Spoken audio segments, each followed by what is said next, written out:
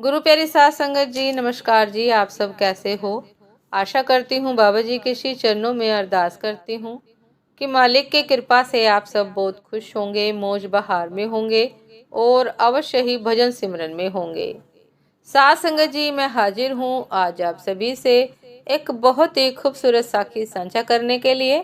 उम्मीद करती हूँ ये साखी आप सभी को बहुत पसंद आएगी। तो साध संगत जी, चलिए आइए समय न गवाते हुए शुरू करते हैं।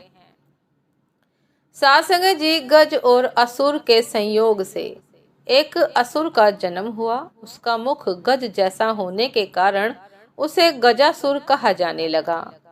गजासुर शिवजी का बड़ा भक्त था और शिवजी के बिना अपनी कल्पना ही नहीं करता था। उसकी भक्ति से भोले भंडारी गजासुर पर प्रसन्न हो गए और वरदान मांगने को कहा। साध संगत जी, गजासुर ने कहा कि प्रभु, आपकी आराधना में कीट पक्षियों द्वारा होने वाले विघ्न से मुक्ति चाहिए। इसलिए मेरे शरीर से हमेशा तेज अग्नि निकलती रहे, जिससे कोई पास ना आए और मैं निर्विघ्न आपकी आराधना करता रहूं। साध संगत जी, महादेव ने गजासुरों को उसका मनचाहा वरदान दे दिया। गजासुर को मनचाहा वरदान दे दिया। गजासुर फिर से शिवजी की आराधना में लीन हो गया। हजारों साल के घोर तप से शिवजी फिर प्रकट हुए और कहा कि तुम्हारे तप से प्रसन्न होकर मैंने मनचाहा वरदान दिया था। मैं फिर से प्रसन्न हूँ, बोलो अब क्या मांगते हो। साध संगत जी, गजासुर कुछ इच्छा लेकर तो तप कर नहीं रहा था। उसके मन में कोई इच्छा नहीं थी जिससे लेकर वह तप कर रहा था। उसे तो शिव आराधना के सिवा कोई और काम पसंद ही नहीं था। लेकिन प्रभु ने कहा कि वरदान मांगो तो वह सोचने लगा। गजासुर ने कहा कि वैसे तो मैंने कुछ इच्छा रखकर तप नहीं किया, लेकिन आप कुछ देना चाहते हैं तो आप कैलाश छोड़कर मेरे उदर में ही निवास करें, मेरे पेट में ही निवास करें। भोले भंडारी गजासुर के पेट में समा गए। माता पार्वती ने उन्हें खोजना शुरू किया, लेकिन वह कहीं मिले ही नहीं। उन्होंने विष्णु जी का स्मरण कर शिव जी का पता लगाने को कहा। साध संगत जी, श्री हरि ने कहा कि बहन, आप दुखी न हो। भोले भंडारी से कोई कुछ भी मांग ले, दे देते हैं।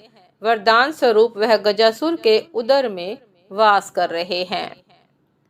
श्री हरि ने एक लीला की। उन्होंने नंदी बैल को नृत्य का प्रशिक्षण दिया और फिर उसे खूब सजाने के बाद गजासुर के सामने जाकर नाचने को कहा।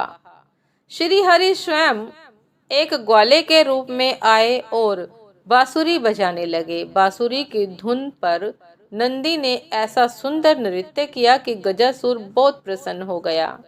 उसने ग्वाला वेशधारी श्री हरि से कहा कि मैं तुम पर प्रसन्न हूँ। इतने साल की साधना से मुझ में वैराग्य आ गया था। तुम दोनों ने मेरा मनोरंजन किया है, कोई वरदान मांग लो। साध संगत जी, श्री हरि ने कहा कि आप तो परम शिव भक्त हैं। शिव जी की कृपा से ऐसी कोई चीज नहीं जो आप हमें ना दे सकें, किंतु मांगते हुए संकोच होता है कि कहीं आप मना ना कर दें। श्री हरि की तारीफ से गजासुर स्वयं को ईश्वर तुल्य ही समझने लगा। उसने कहा, तुम मुझे साक्षात शिव समझ सकते हो। मेरे लिए संसार में कुछ भी असंभव नहीं। तुम्हें मनचाहा वरदान देने का मैं वचन देता हूँ। साध संगत जी, श्री हरि ने फिर कहा कि आप अपने वचन से पीछे तो नहीं हटेंगे। गजासुर ने धर्म को साक्षी रखकर हामी भरी तो श्री हरि ने उससे शिवजी को अपने उदर से मुक्त करने का वरदान मांगा। गजासुर वचनबद्ध था। वह समझ गया कि उसके पेट में बसे शिवजी का रहस्य जानने वाला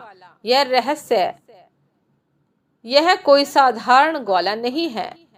जरूर भगवान स्वयं विष्णु आए हैं। उसने शिवजी को मुक्त किया और शिवजी से एक आखिरी वरदान मांगा। उसने कहा कि प्रभु, आपको उदर में लेने के पीछे किसी का अहित करने की मंशा नहीं थी।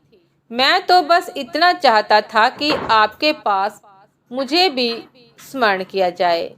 आपके साथ में मुझे भी स्मरण किया जाए। शरीर से आपका त्याग करने के बाद जीवन का कोई मोल नहीं रहा। इसलिए प्रभु मुझे वरदान दीजिए कि मेरे शरीर का कोई अंश हमेशा आपके साथ पूजित हो। शिवजी ने उसे यह वरदान दे दिया। श्री हरि ने कहा कि गजासुर, तुम्हारी शिव भक्ति अद्भुत है। शिव आराधना में लगे रहो, समय आने पर तुम्हें ऐसा सम्मान मिलेगा जिसकी तुमने कल्पना भी नहीं की होगी।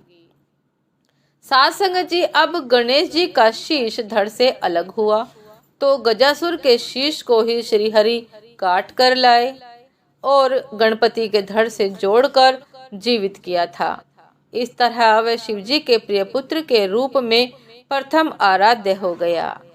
तो साध संगत जी, ये थी आज की एक बहुत ही खूबसूरत साखी कि बिना स्वार्थ के जब भक्त भगवान की पूजा करता है, आराधना करता है, भक्ति करता है, तो भगवान उसे अपने समीप रहने का वरदान देते हैं।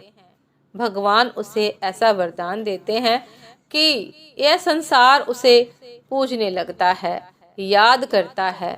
मालिक की तरह ही उस भक्त को भी सदैव याद करता है।